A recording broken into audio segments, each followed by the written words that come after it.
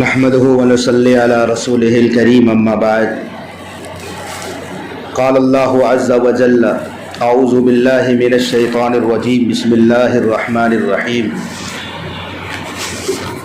ولا تقولوا لمن يقتل في سبيل الله اموات بل احياء ولكن لا تشعرون وَلَنَبْلُوَنَّكُمْ بِشَيْءٍ مِّنَ الْخَوْفِ وَالْجُوعِ وَنَقْصٍ مِّنَ الْأَمْوَالِ وَالْأَنفُسِ وَالثَّمَرَاتِ وَبَشِّرِ الصَّابِرِينَ الَّذِينَ إِذَا أَصَابَتْهُمْ مُصِيبَةٌ قَالُوا إِنَّا لِلَّهِ وَإِنَّا إِلَيْهِ راجعون أُولَئِكَ عَلَيْهِمْ صَلَوَاتٌ مِّن رَّبِّهِمْ وَرَحْمَةٌ وَأُولَئِكَ هُمُ الْمُهْتَدُونَ وقال النبی صلی اللہ علیہ وسلم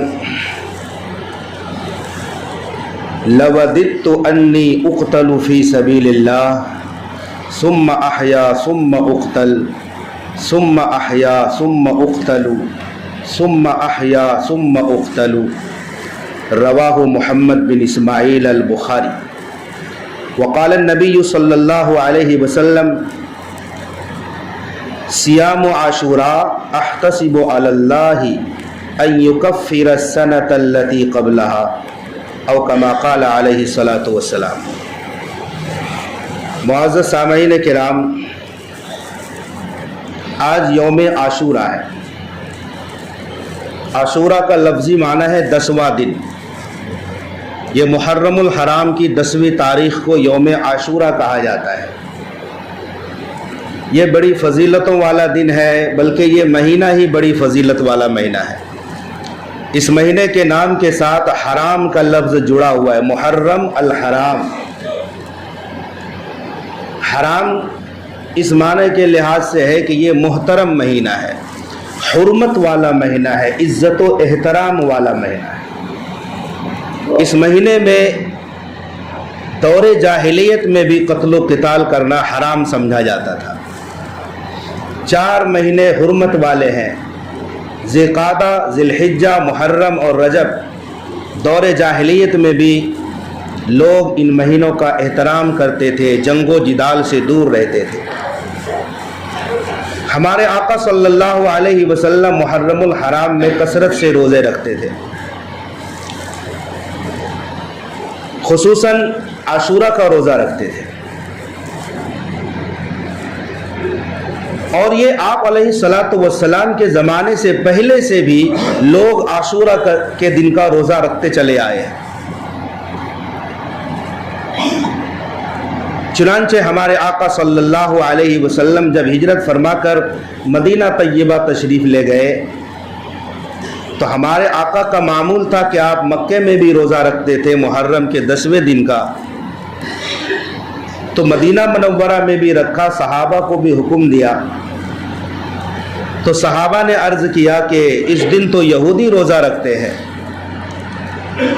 تو آپ علیہ السلام نے یہودیوں سے پوچھا کہ تم کیوں روزہ رکھتے ہو؟ یہودیوں نے کہا کہ اسی دن فرعون کو اللہ نے دریا میں غرق کیا تھا اور موسیٰ علیہ السلام کو نجات بخشی تھی، جس کے شکرانے میں موسیٰ علیہ السلام نے روزہ رکھا تھا، تو ہم بھی موسیٰ علیہ السلام کے اتباع میں روزہ رکھتے ہیں۔ آپ علیہ السلام نے فرمایا تب تو تم سے زیادہ ہم مستحق ہیں، ہم تم سے زیادہ موسیٰ کے قریب ہیں، اس لیے ہم اس دن کا روزہ رکھیں گے۔ پھر ایک مسئلہ یہ ہوا، صحابہ نے کہا کہ یہودی روزہ رکھتے ہیں، یہ تو یہودیوں کی مشابہت ہو گئی، اور ہمارے آقا یہود و نصارہ کی مخالفت کرتے تھے اپنی عبادات کے اندر بھی۔ تو آقا نے فرمایا تھا انشاءاللہ اگر ہم زندہ رہیں گے تو 10 کے ساتھ ایک روزے کا اور اضافہ کریں گے۔ ہمارے آقا جس سال روزہ رکھے تھے محرم کی 10ویں تاریخ کا روزہ رکھے تھے، اور اگلا محرم آنے سے پہلے ہی آپ علیہ الصلاۃ والسلام اس دنیا سے رخصت ہو گئے۔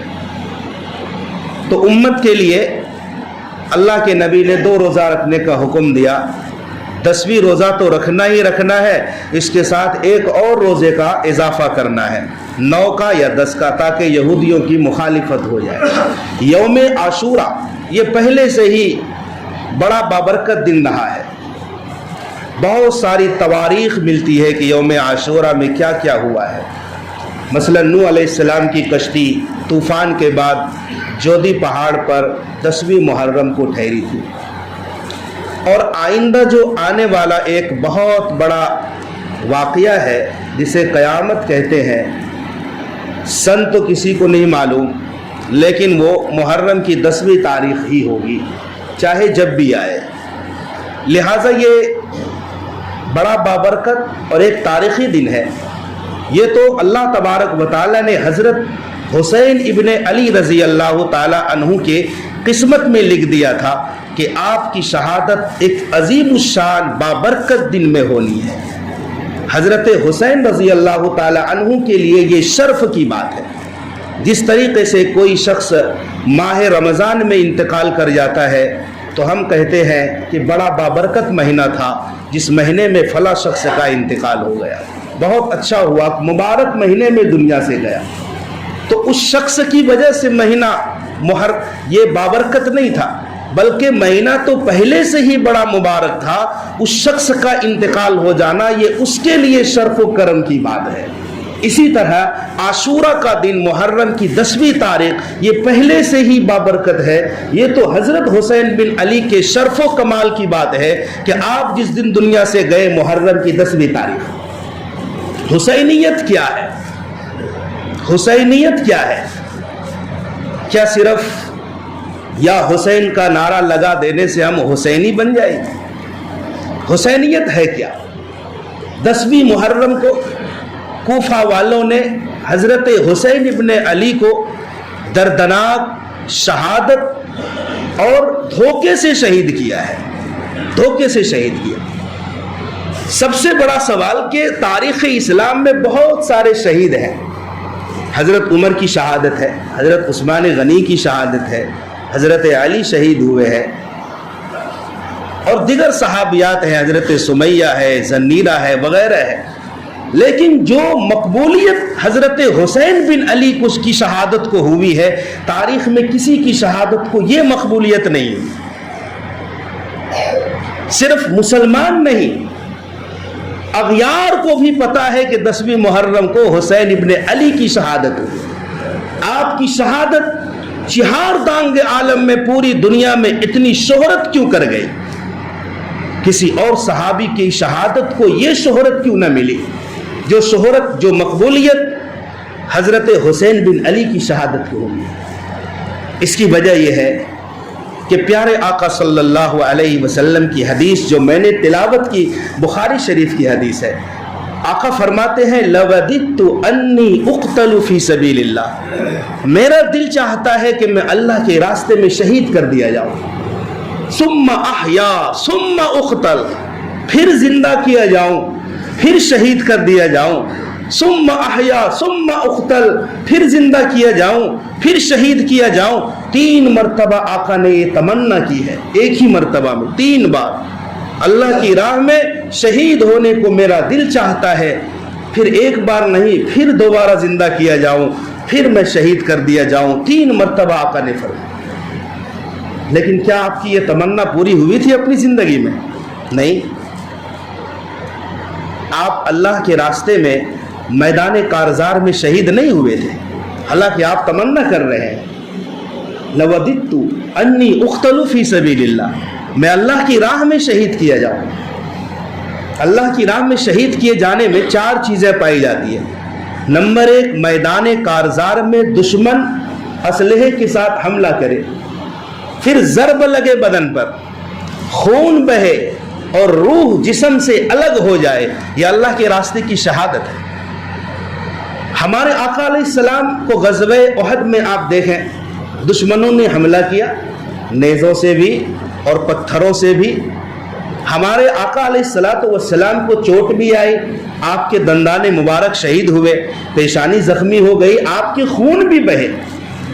لیکن جو چوتھی چیز تھی کہ روح جسم سے الگ ہو جائے، یہ احد میں نہیں ہو پائی۔ گویا کہ تاریخ اسلام کا باب شہادت ابھی مکمل نہیں ہوا تھا۔ تاریخ اسلام کا شہادت والا باب جو ہمارے نبی کی دلی خواہش تھی، اس کا اتمام نہیں ہوا تھا۔ ہمارے آقا کیا دعا کر رہے ہیں کہ میں اللہ کے راستے میں شہید ہو جاؤں، پھر زندہ کیا جاؤں، پھر شہید ہو جاؤں۔ دوسری طرف اللہ تعالیٰ کا وعدہ تھا واللہ یعصمک من الناس، اے نبی ہم لوگوں سے آپ کی حفاظت کریں گے، لوگوں سے آپ کی حفاظت کریں گے، ہم آپ کو یوں ہی شہید ہونے نہیں دیں گے۔ ایک طرف اللہ کا یہ وعدہ تھا، دوسری طرف ہمارے نبی کی یہ دعا تھی۔ تو یہ شہادت والا باب، تاریخ کی کتابوں میں شہادت والا باب ہمارے نبی کے نواسا حسین ابن علی کی شہادت سے پورا ہوتا ہے۔ یہی وجہ ہے کہ حسین علی کے بیٹے ہیں، مگر پالا پوسا ہمارے نبی نے اپنے بیٹے کی طرح ہے۔ بیٹا علی کا ہے لیکن ہمارے نبی حسین کو اپنا بیٹا کہتے ہیں، اور یہ محبت جتایا۔ آقا فرماتے تھے حسین منی وانا من الحسین، حسین مجھ سے ہے اور میں حسین سے ہوں۔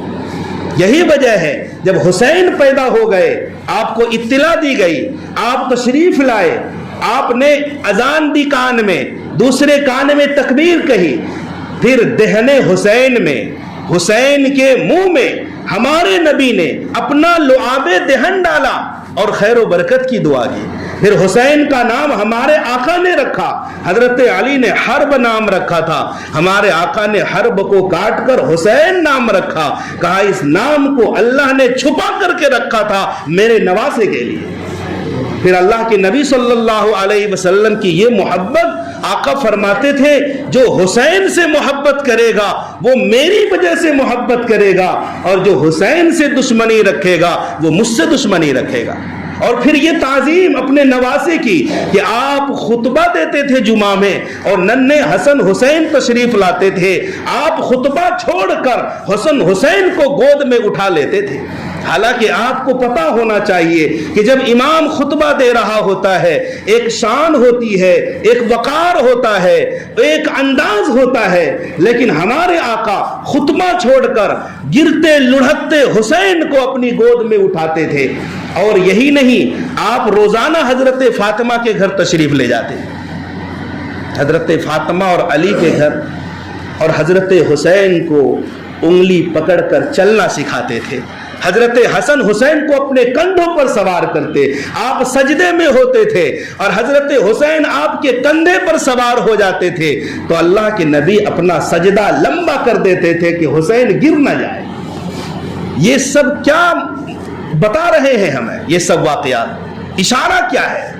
ہمارے نبی نے اپنے ہاتھوں سے پالا 6 سال کی عمر تک حسین کو۔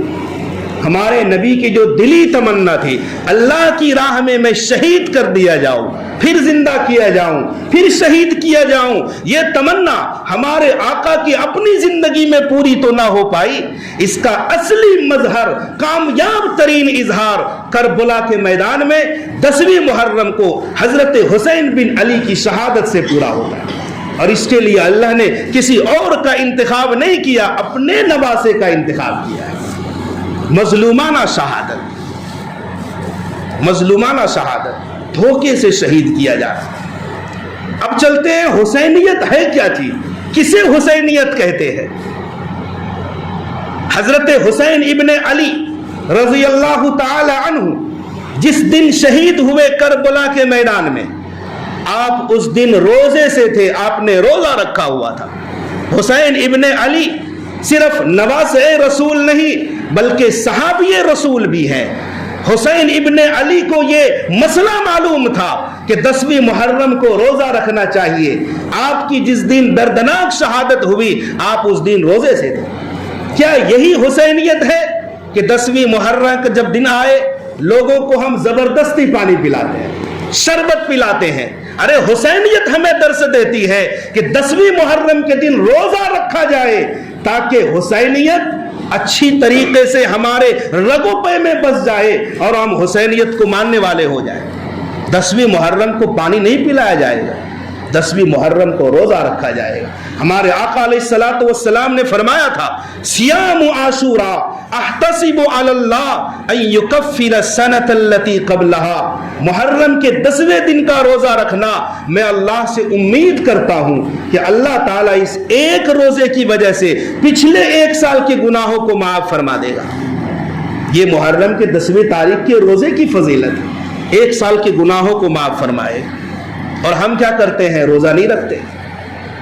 حالانکہ حسینیت کا یہ درس ہے کہ اس دن روزے کے ساتھ ہمارا دن گزرے۔ نمبر 2، حضرت حسین ابن علی رضی اللہ تعالی عنہ کربلا کے میدان میں دشمنوں کے نرغے میں ہیں، لیکن آپ کی ایک نماز بھی قضا نہ ہوئی، ایک نماز بھی آپ کی فوت نہ ہوئی۔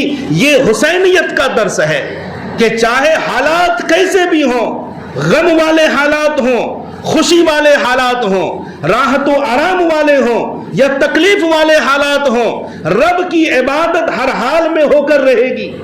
یہ سر جھکے گا اللہ کے دربار میں، نماز فوت نہیں ہوگی۔ یہ حسینیت کا درس ہے۔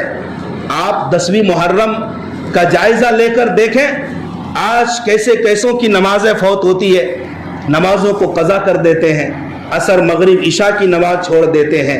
یہ حسینیت نہیں ہے، یہ صرف جھوٹے دعوے دار ہیں جو حسینیت کا نام لے کر کے لوگوں کو، امت کو گمراہ کرتے ہیں۔ حسینیت کا درس ہے کہ اس دن روزہ رکھا جائے۔ نمبر 2، نمازوں کا اہتمام کیا جائے۔ نمبر 3، حسین ابن علی رضی اللہ تعالی عنہ کثرت سے تلاوت قرآن کا اہتمام کرتے تھے۔ آپ حافظ، قاری، عالم بھی تھے۔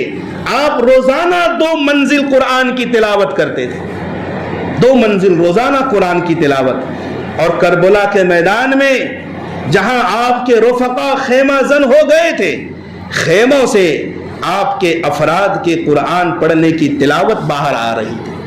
گویا کسی بھی موقع پر آپ نے تلاوت قرآن کا ناغہ نہیں کیا ہے۔ اگر ہم حسینیت کے سچے علمبردار اور دعوے دار ہیں تو ہمیں تلاوت قرآن کا خاص طور پر اہتمام کرنا چاہیے۔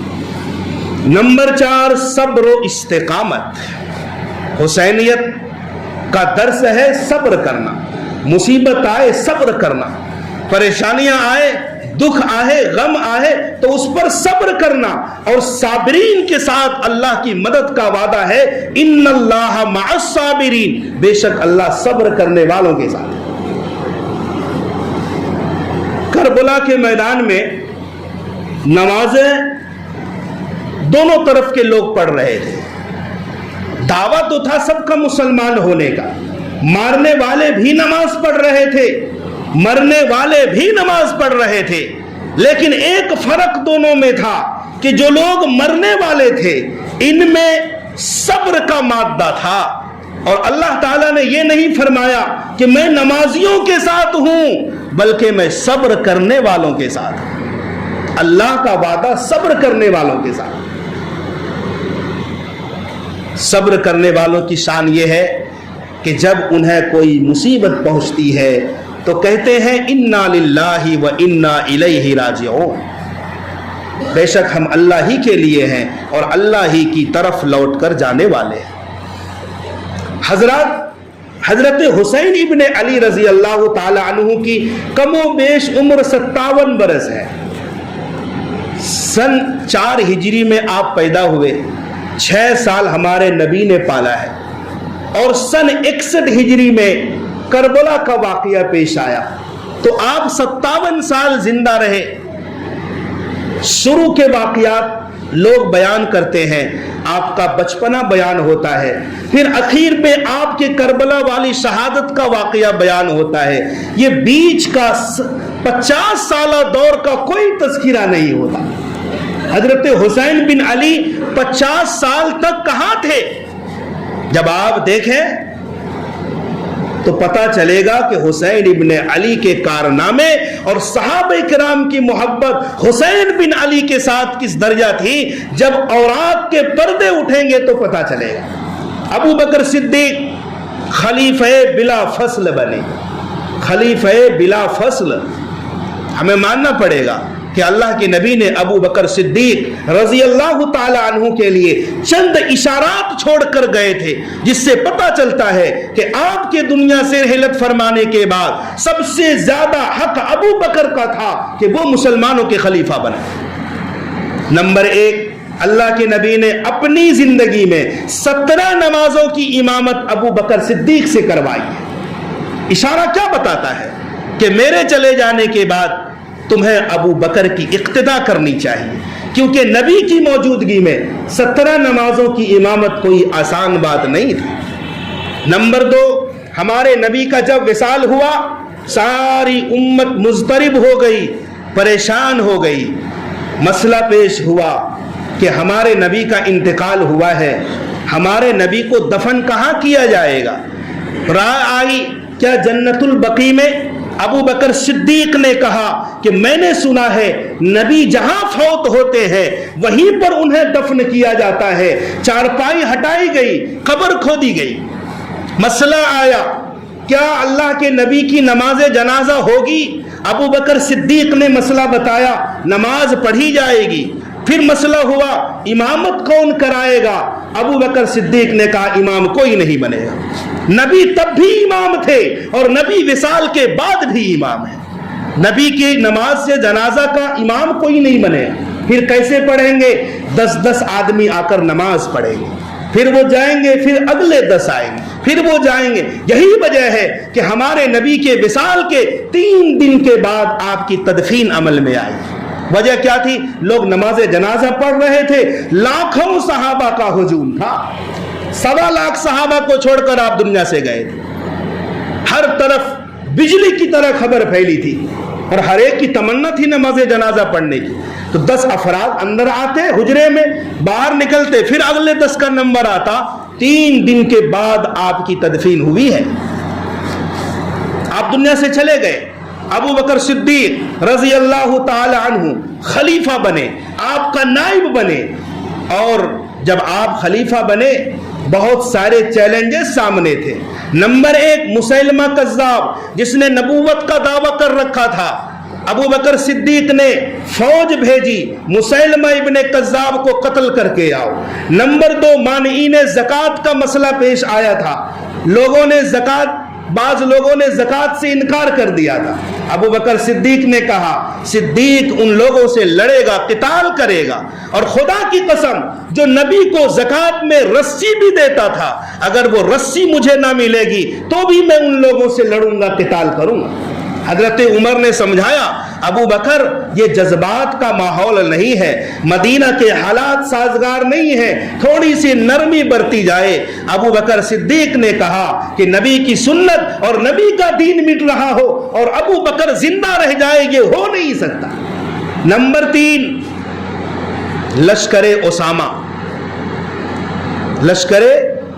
اسامہ، اللہ کے نبی نے ایک لشکر تیار کیا تھا، اس لشکر کو بھیجا جانا تھا، اور ہمارے نبی کا وصال ہو گیا۔ ابو بکر صدیق نے کہا اس لشکر کو بھیجنا ہے، تیاری کرو۔ صحابہ نے منع کیا کہ حالات سازگار نہیں ہیں، آپ کیسے بھیج سکتے ہیں؟ مدینے کے باہر اور اندر کے حالات بہت ہی زیادہ خراب ہیں۔ ابو بکر صدیق نے کہا جس لشکر کو ہمارے آقا نے تیار کیا تھا بھیجنے کے لیے، اس لشکر کو ابو بکر صدیق نہیں روک سکتا، بھیج کر ہی رہو۔ اس زمانے میں حسین ابن علی چھوٹے تھے، 7 سال 8 سال کی عمر تھی۔ ابو بکر صدیق نے کم و بیش 2.5 برس تک خلافت سنبھالی۔ ایک گود میں حسین ابن علی کو پکڑا، دوسری گود میں حسن ابن علی کو، اور ابو بکر صدیق نے کیا کہا؟ خدا کی قسم حسین اور حسن کو ملا دو، ہو بہو اللہ کے نبی کی صورت نظر آئی۔ حسن سر سے لے کر کے پیٹ تک نبی کے مشابہ تھے، حسین پیٹ سے لے کر پاؤں تک اللہ کے نبی کے مشابہ تھے۔